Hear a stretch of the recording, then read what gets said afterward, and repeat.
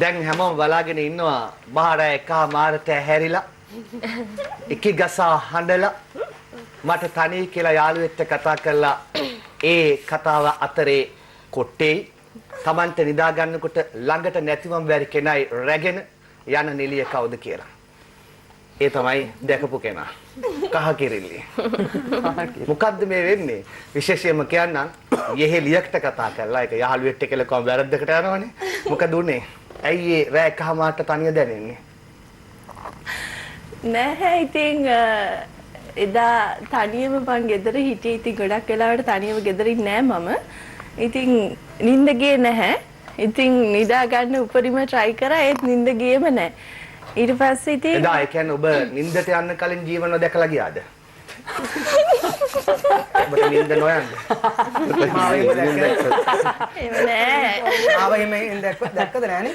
නෑ දැක්කේ නෑ. දැක්කම දවස්වල හොඳ නිින්ද ගියා.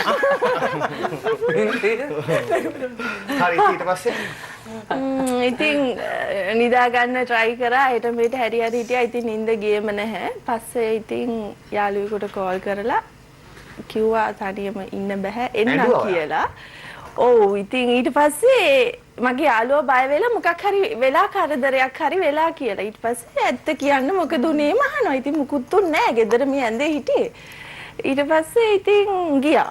ගියපුවාම ඉතින් එයාත් නිදියගෙන එහෙමම නැගිටලා ඇවිල්ලා මේ ගේට් එක ඇරලා ඉතින් ඇතුළට ගත්තම ආව. පස්සේ මේ ඉතින් මට තේත් බොන්න දෙනවා ඒ පාන්දර කන්නක් දෙනවා මේ අර මොකද්ද උනේ කියලා මගෙන් අහගන්න. ඉතින් ඇත්තටම මුකුත් උන්නේ නැහැ. පස්සේ එයාත් දැනගත්තා මුකුත් වෙලා නැහැ මේ ගෙදර ඉන්න බයට තමයි මේ ආවේ කියලා. ඉතින් හැමදාම බය නැහැ. උනාට එදා ඉතින් මේ නිින්ද ගියේ නැහැ මොකක් හරි හේතුවක් හින්දා. අර නිදා ගන්න ළඟට නැතිවම බැරි කෙනා කවුද කියලා කියන්නේ? ටෙඩි එක්ක ඉන්නවා. යාවත් අරගෙන නේද ගියේ? ඔව් ඉතින් එයාවත් අරගෙන ගියා.